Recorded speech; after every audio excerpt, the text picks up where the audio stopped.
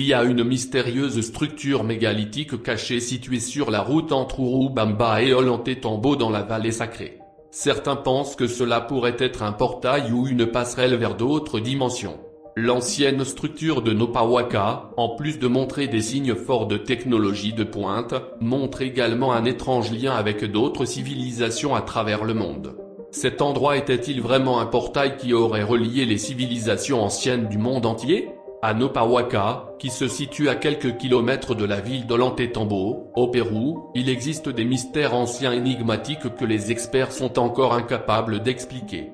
Certains prétendent qu'avant même d'atteindre l'entrée de cet endroit, un âge d'or mystique peut être ressenti comme si quelque chose de grand s'était produit à cet endroit dans un passé lointain et se passait toujours. Il ne faut pas longtemps, une fois arrivé sur le site, pour se rendre compte de l'incroyable niveau de compétence des constructeurs qui se contentent de poser les questions à toutes les connaissances de l'humanité sur les civilisations anciennes, principalement sur leur technologie. Sa difficulté d'accès et son emplacement partiellement caché ont amené les archéologues à spéculer qu'il était utilisé par des praticiens chamaniques quechua avancés pour atteindre des niveaux de conscience paranormaux, et uniquement par ceux qui étaient au courant de ses secrets.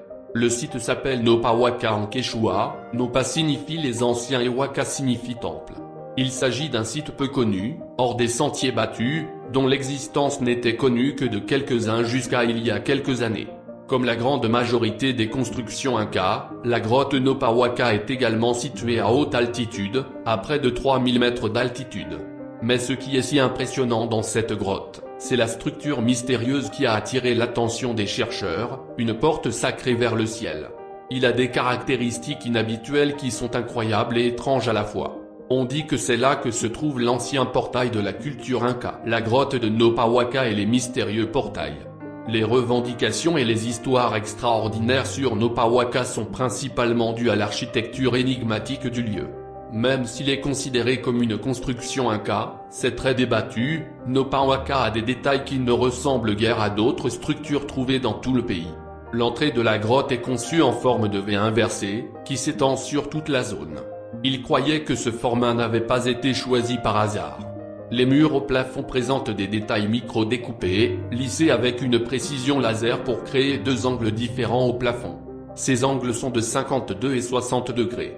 Après une étude plus approfondie, les archéologues ont noté qu'il n'y a qu'un seul endroit au monde où ces deux angles apparaissent côte à côte. Ils apparaissent sur la pente angulaire des deux plus grandes pyramides de Gizeh, en Égypte. Cela montre le lien entre les œuvres anciennes qui ont été construites par des personnes dans le passé, même si le Pérou et l'Égypte sont distants de plus de 12 000 km. Mais l'angle formé par le plafond n'est pas le plus grand mystère du lieu. Le mystérieux portail est en dessous, un petit bâtiment logé dans la paroi latérale de la grotte. Les chercheurs ont qualifié la structure de fausse porte, car elle, au moins physiquement, ne mène nulle part. En raison de sa structure, il est facile de remarquer que ce portail semble avoir été manipulé avec des connaissances avancées, technologie, car il présente des lignes pratiquement parfaites, des angles vifs et des surfaces lisses. La conception en 3 étapes définit la vision andine de l'univers, le monde souterrain créatif, le monde intermédiaire physique et l'autre monde éthéré. Le concept est idéalisé dans le chakana, communément connu sous le nom de croix andine, le dessin géométrique le plus complet, le plus sacré et le plus sacré des Incas. Chakana signifie littéralement faire un pont ou traverser, et il décrit comment les 3 niveaux d'existence sont reliés les uns aux autres par un roseau creux, un concept culturellement partagé dans l'ancienne Perse, l'Égypte, le sud-ouest des États-Unis et le monde celtique. En plus de cette porte ancienne, il y a un autel basaltique à côté, composé de 3 fenêtres parfaitement sculptées.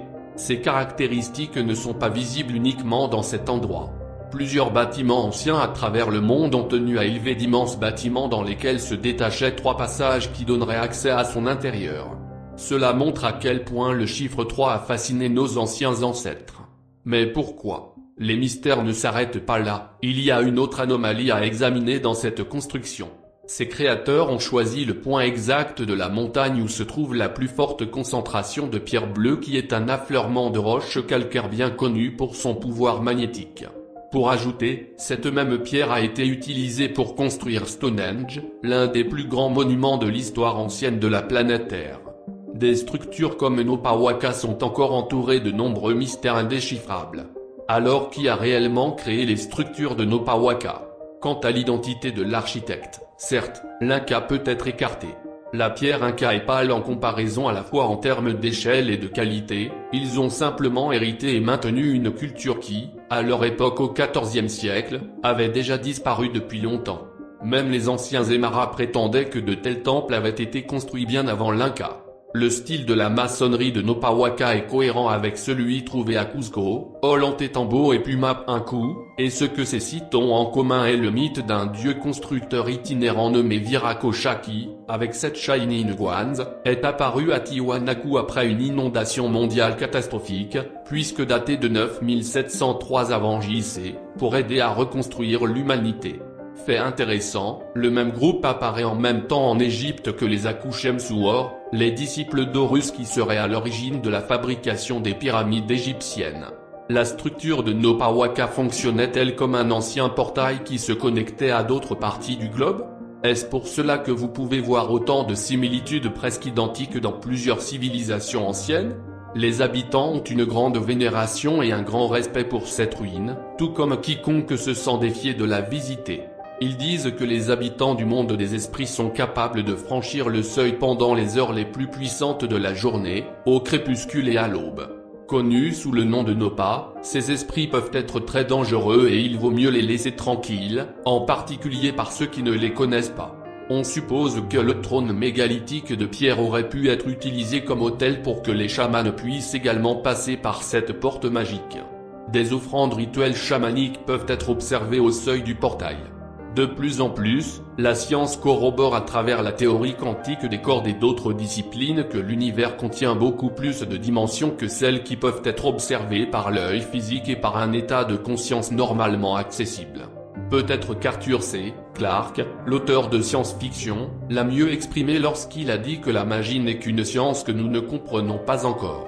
Le mystère persistant de l'utilisation exacte de la Nopawaka et de qui peut franchir son seuil, humain ou esprit, et les réponses à des questions profondes concernant les possibilités de voyage interdimensionnel peuvent n'être qu'un jet de pierre dans le futur.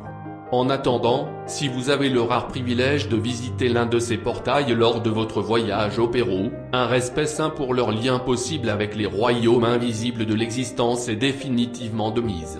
Rappelez-vous toujours d'aborder ces sites mystérieux de pouvoir avec révérence et respect.